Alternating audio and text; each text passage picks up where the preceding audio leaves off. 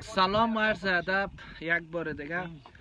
وقت صرف طعام فرا رسیده. این دیگه است، کاسه است. بیا که یک داخل دیگه هم خیره دکو فهمیدی؟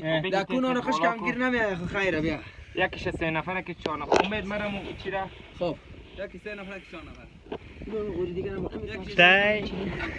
تای بود. از کامره پیش روی بچی جبر گرفتیم. خیره مشکل نداره. والا شما صحیح کنین. یک مهارت کار. یک مهارت. قاری صاحب شما چی نظر دارین؟ بسیار خوبه. گوشت برابر که 3 نفره. چاش قربان فقط تو فرمون بده. امید مرم کار دارم که در پای ما خور رفته. اوه چی میگی؟ چرا خور پای تو رفته بچه؟ چی میگن دکتر صاحب مراقبه نمیکنه. فرادنی دکتر صاحب یک زخمی کرد، یک دو تا را برجا مانده است.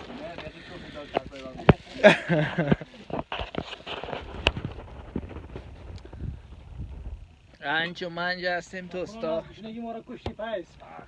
نان خوش داده کشتی ما را تو. فقط میترسم نان خوش کم نکنه. نان خوش که ککت نان هم که بخوری بیخی سیر میشی. احمد امید صاحب شما سلطانی صاحب یادرم ما عزت خواه اینا لازمه